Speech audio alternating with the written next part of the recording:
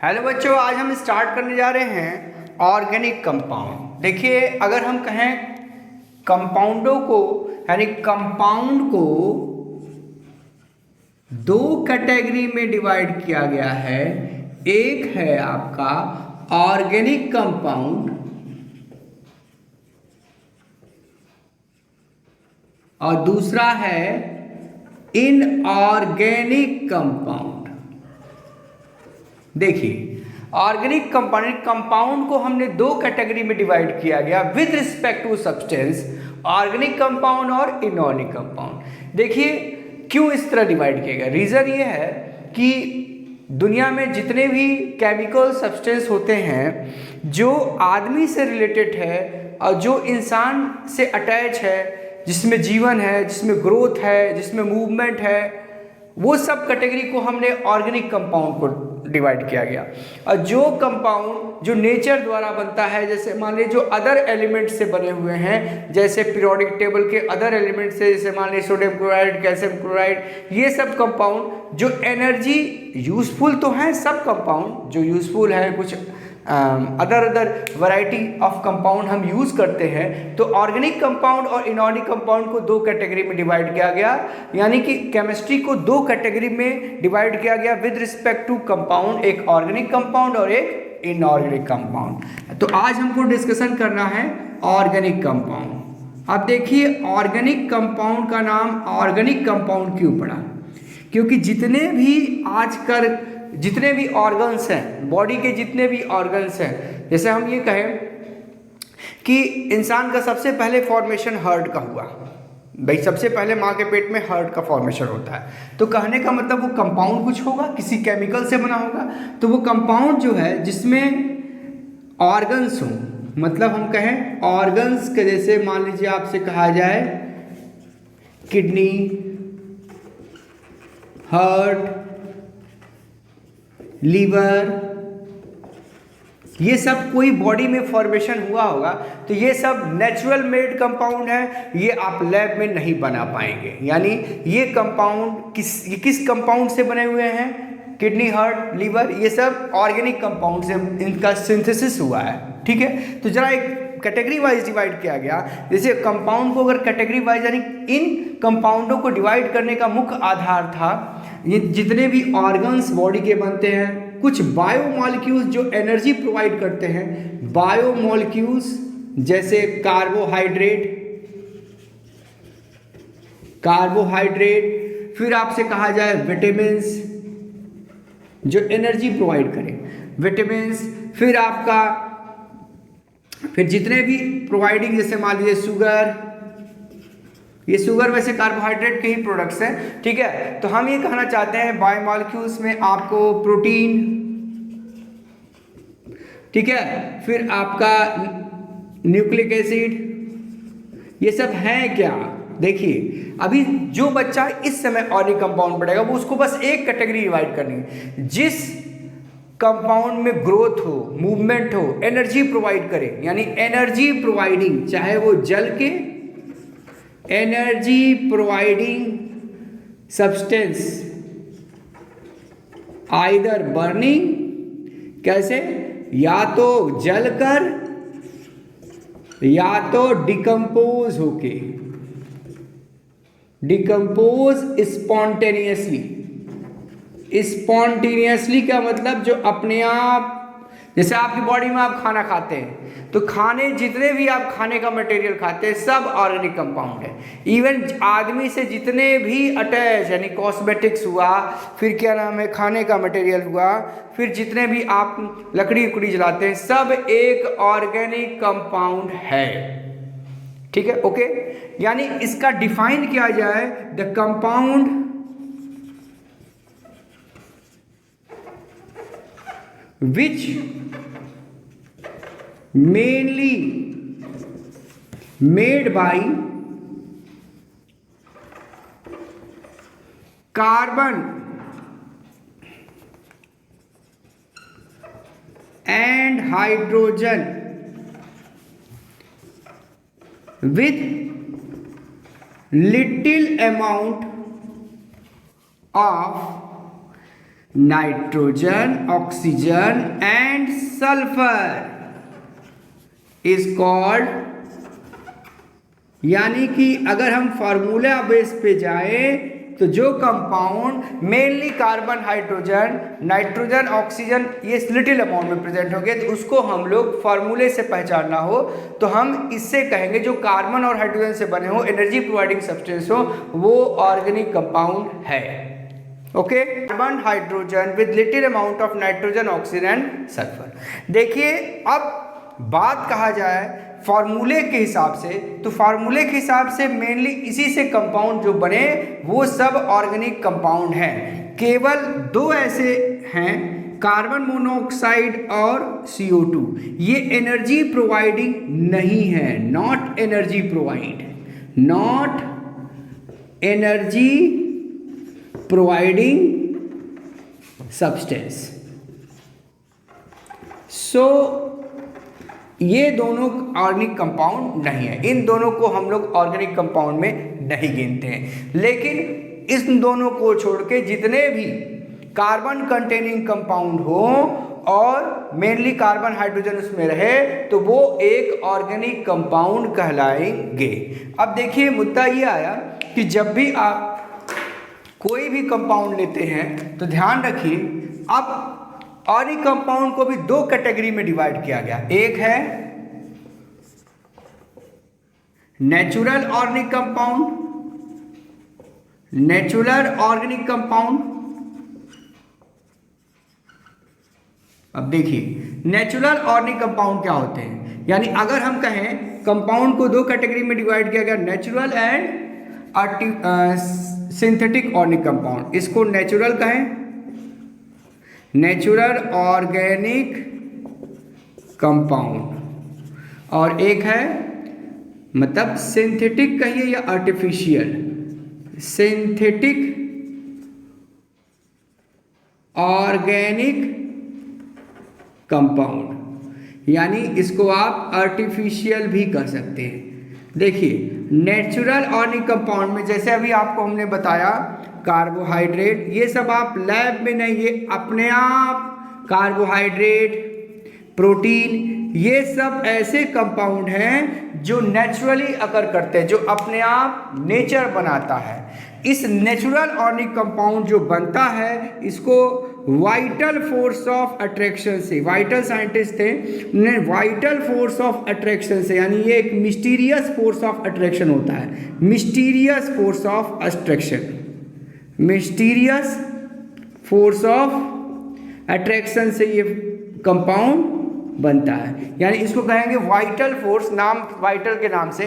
तो mysterious force of attraction से natural organic compound बनते हैं। और जो मैन मेड मटेरियल है, मैन मेड मटेरियल जो भी होगा वो सब कहलाएगा आर्टिफिशियल ऑर्गेनिक कंपाउंड, यानी वाइटल फोर्स ऑफ अट्रैक्शन से जो नेचुरली अपने आप ऑर्गेनिक कंपाउंड बने उसको हम लोग कहेंगे नेचुरल ऑर्गेनिक कंपाउंड। और सिंथेटिक ऑर्गेनिक कंपाउंड जो कंपाउंड लैब में या इंडस्ट्री में या कॉमर्शियली किसी तरीके से प्रिपेयर किया जाए उसको हम लोग कहेंगे आर्टिफिशियल या सिंथेटिक ऑर्गेनिक कंपाउंड। जैसे आपको हम कुछ एग्जाम्पल देते हैं, जैसे हम आपसे कहें कि सिंथेटिक ऑर्गेनिक कंपाउंड में जैसे आप लोग लैब में बनाते हैं विनेगर, ये सब आप बना लेंगे।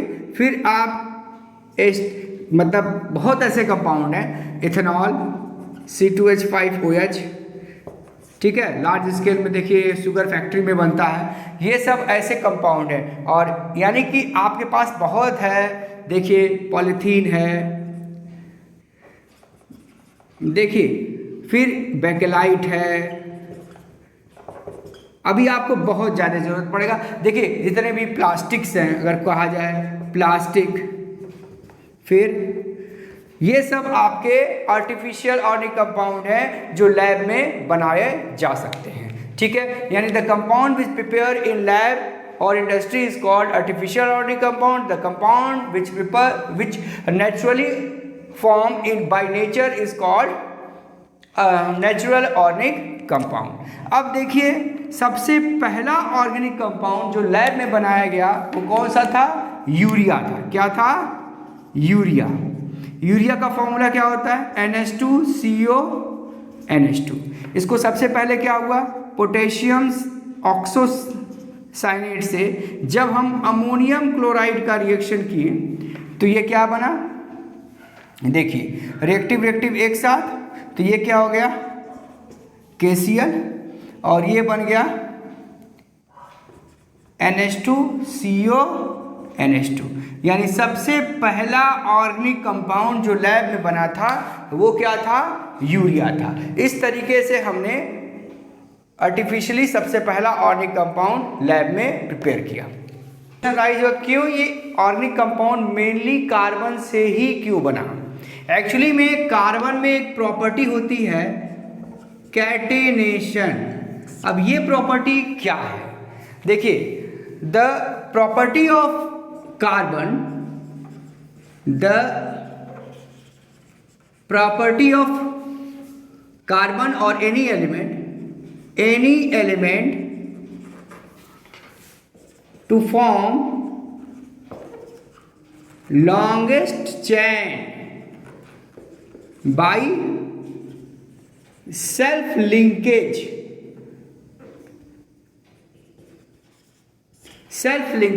this property is called catenation।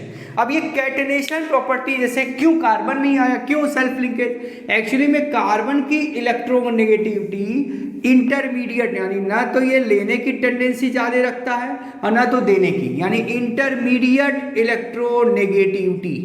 पहला चीज इसकी इलेक्ट्रोनेगेटिविटी इंटरमीडिएट होती है, यानी ये शेयरिंग करने की टेंडेंसी रखता है, ना तो लेने की टेंडेंसी रखता है और ना तो देने की, ना तो ये इलेक्ट्रो पॉजिटिव ज़्यादा है और ना तो बहुत ज़्यादा इलेक्ट्रो नेगेटिव है। स्मॉलर साइज, क्योंकि आपके दिमाग में आएगा कि कई ऐसे कंपाउंड हैं जो इंटरमीडिएट इलेक्ट्रोनेगेटिव हैं, साइज में ये स्मॉलर होता है।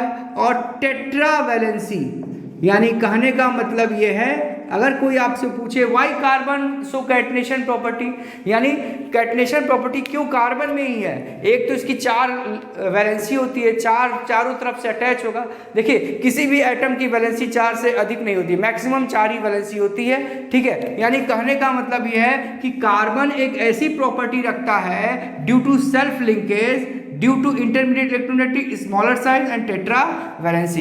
इसी वजह से जितने भी ऑर्गेनिक कंपाउंड, यानी इतने आपको बता दें कि कार्बन से इतने टाइप्स ऑफ कंपाउंड बनते हैं जितने कि इनऑर्गेनिक कंपाउंड से, उससे जितने कार्बन कंटेनिंग कंपाउंड हैं उससे इनफाइनाइट कंपाउंड अगर कहा जाए बने हैं। 98% दुनिया में अगर कंपाउंड डिफरेंट टाइप्स ऑफ अब बने हैं वो सब क्या है? ऑर्गेनिक कंपाउंड, यानी कार्बन से ही बने हुए हैं। और 2% अदर एलिमेंट्स, यानी पीरियोडिक टेबल के अदर एलिमेंट से फॉर्मेशन हुआ है। यानी कितना इंपॉर्टेंट कार्बन है आप ये जान सकते हैं। अब देखिए मुद्दा ये आया, सम कुछ और भी कॉन्सेप्ट हम दे रहे हैं। देखिए कार्बन और हाइड्रोजन की इलेक्ट्रोनेगेटिविटी काफ़ी हद तक सिमिलर है, इसीलिए ये सब एक नॉन पोलर कंपाउंड कहलाते हैं। अगर कार्बन हाइड्रोजन से बॉन्ड डायरेक्टली अटैच होगा तो ये नॉन पोलर कंपाउंड होगा। देखिए नॉन पोलर का मतलब ये वाटर में इनसॉल्युबल होंगे, यानी वाटर में इनसॉल्युबल होंगे, यानी जो भी नॉन पोलर कंपाउंड होते हैं वो इनसॉल्युबल होते हैं। अब बात दूसरी की जाए कि अगर हम कहें जिस कंपाउंड में अगर ऑक्सीजन आ जाए, देखिए जनरल पॉइंट हम बताएंगे, जैसे अभी आपको हम पढ़ाएंगे, जैसे ये अल्कोहल का डिनोटेशन है, OH जहाँ अटैच है वहाँ अल्कोहल है। तो जब भी कोई अल्कोहल मिले तो उसमें एक टेंडेंसी हो जाती है हाइड्रोजन बॉन्डिंग। अब ये हम आपको डिटेल में डिस्कशन बताएंगे। एक हाइड्रोजन बॉन्डिंग बनने की वजह से, यानी अगर कोई ऑर्गेनिक कंपाउंड वाटर में डिसॉल्व कर रहा है तो उसमें डिसोसिएशन या आयनाइजेशन की वजह से नहीं डिसॉल्व करेगा, due to formation of hydrogen bonding. यानी अगर जैसे मान लीजिए हम कहें अल्कोहल, देखा करिए अल्कोहल पानी में मिला के लोग पीते हैं, ठीक है। अब हम कहें ग्लूकोज C12H12O6, ये भी हाइड्रोजन बॉन्डिंग बनाएगा। यानी कहने का मतलब ये है कि ग्लूकोज, अभी ग्लूकोज में तुम करंट पास करोगे नहीं करेगा, why? Because it does not dissociate into ion. When it place in aqua solution, यानी ये सब अगर पानी में डालोगे तो इनका सॉल्बिलिटी का कारण क्या होगा, ड्यू टू हाइड्रोजन बॉन्डिंग। बस आप देखिए, बस इतना याद रखिए, हाइड्रोजन बॉन्डिंग। फर्स्ट ईयर के बच्चे हाइड्रोजन बॉन्डिंग समझ रहे होंगे, 10th के बच्चे नहीं जान रहे हैं, ठीक है। तो अल्कोहल यानी जो ऑक्सीजन कंटेनिंग कंपाउंड है वो सब पोलर है और वो वाटर में डिसॉल्व कर जाता है। कुछ और भी ऐसे कंपाउंड हैं जो पोलर हैं, लेकिन एक कॉन्सेप्ट हम दे रहे हैं कि जब भी कोई ऑर्गेनिक कंपाउंड की बात करेंगे तो जिसमें ऑक्सीजन हो वो पोलर की तरह बिहेव करेंगे और वो वाटर में सॉल्युबल भी होंगे। अब कैसे कैसे कितने लेवल तक सॉल्व होंगे, कितने कार्बन तक सॉल्व होंगे, ये हम आगे चल के डिटेल डिस्कशन जानेंगे। अब कुछ और ऑर्गेनिक कंपाउंड की बात अगर हम करें, सम इम्पॉर्टेंट कॉन्सेप्ट हम देना चाह रहे हैं, सम इम्पॉर्टेंट कॉन्सेप्ट। देखिए, पहली बात हम बताना चाहते हैं हाइब्रिडाइजेशन। अगर हम कहें हाइब्रिडाइजेशन की बात, हाइब्रिडाइजेशन ऑफ ऑर्गेनिक कंपाउंड, तो पहला बात हम कहना चाहते हैं, देखिए कार्बन 4 बॉन्ड बनाता है। अगर चारों अटैच बॉन्ड सिंगल हो, यानी अगर हम ये कहें कार्बन में, देखिए अगर हम हाइब्रिडाइजेशन, ये टॉपिक केवल फर्स्ट ईयर के बच्चे समझ पाएंगे या सेकेंड ईयर के बच्चे, कहने का मतलब है अगर ये चारों सिंगल बॉन्ड हो तो ये sp3 हाइब्रिडाइजेशन होंगे। इनका स्ट्रक्चर क्या होगा, टेट्राहेड्रल। यानी कहने का मतलब है अगर कार्बन कार्बन के बीच में, देखिए ये कॉन्सेप्ट हमने जब आपको अभी बॉन्डिंग अगर हम लेक्चर में पढ़ाएंगे कि जब भी किसी कंपाउंड में हाइब्रिडाइजेशन होता है तो pi bond does not take part in hybridization, only sigma bond take part in hybridization. तो इसमें सिग्मा बॉन्ड कितने हैं, 1 2 3 4, तो इसकी हाइब्रिडाइजेशन कितनी हो गई, sp3। अब इसमें कितने हैं डबल बॉन्ड, तो 1 2 3, यानी यहाँ पे क्या हो गया sp2, यहाँ क्या हुआ sp2, यानी इसमें sp2 और इसका स्ट्रक्चर क्या होगा, ट्रायगोनल ज्योमेट्री, इसकी ज्योमेट्री ट्रायगोनल होगी। अगर हम कहें कार्बन कार्बन के बीच में ट्रिपल बॉन्ड बन जाए तो ये कैसा ज्योमेट्री देगा, ये देगा sp हाइब्रिडाइजेशन और लीनियर ज्योमेट्री। ये कैसा देगा, लीनियर ज्योमेट्री, लीनियर ज्योमेट्री। ये एक जनरल कैटेगरी हम अभी बताए हैं, अभी हम आगे चल के डिटेल डिस्कशन होगा। लेकिन एक कार्बन के रिस्पेक्ट में अगर आप हाइब्रिडाइजेशन दिखाना है तो किसी कंपाउंड में केवल कार्बन से सिंगल बॉन्ड हो तो उसकी हाइब्रिडाइजेशन होगी sp3 और ज्योमेट्री होगी टेट्राहेड्रल। अगर डबल बॉन्ड है तो ट्रायगोनल और हाइब्रिडाइजेशन होगा sp2, अगर ट्रिपल बॉन्ड है तो sp और लीनियर ज्योमेट्री। ये कॉन्सेप्ट हम यूज करेंगे। देखिए कभी कभी एग्जाम में आ जाता है, दो चीज बता रहे हैं, नंबर ऑफ, देखिए number of sigma and pi bond. जैसे हम आपसे कहें एक बेंजीन रिंग हमने दिया, एक नंबर में कभी पूछ लेता है किसी क्वेश्चन में। देखिए अब यहाँ पर कार्बन है, कार्बन है, कार्बन है, कार्बन है, कार्बन है, कार्बन है। बेंजीन का फॉर्मूला होगा, मॉलिक्यूलर फॉर्मूला C6H6, यानी इसके साथ हाइड्रोजन, इसके साथ हाइड्रोजन, इसके साथ हाइड्रोजन, इसके साथ हाइड्रोजन। अब 6 सिंगल यहाँ है, अच्छा इधर सिंगल है, यानी इसमें कितना होगा, 12 सिग्मा होगा और 3 पाई। यानी हम इसमें ये बताना चाहते हैं नंबर ऑफ सिग्मा और नंबर ऑफ पाई बॉन्ड। अब इसमें अगर हाइब्रिडाइजेशन की बात करें तो 1 2 3, pi bond does not take part in hybridization, तो यहाँ पे क्या होगा sp2। यहाँ पे गिनिए, यहाँ पर भी हाइड्रोजन है 1 2 3, तो यहाँ पे भी क्या होगा sp2, यहाँ पे भी क्या होगा sp2, यानी हर पॉइंट पर sp2 हाइब्रिडाइजेशन होगा। यानी ये आपका बेंजीन का स्ट्रक्चर है। इसमें दो चीज हमने बताया, एक number of sigma bond and number of pi bond. अब जैसे मान लीजिए हम एक और एग्जांपल दे रहे हैं CH3COH। अगर आप इसको खोलेंगे, देखिए अभी हम इसका डिटेल डिस्कशन करेंगे आगे चल के।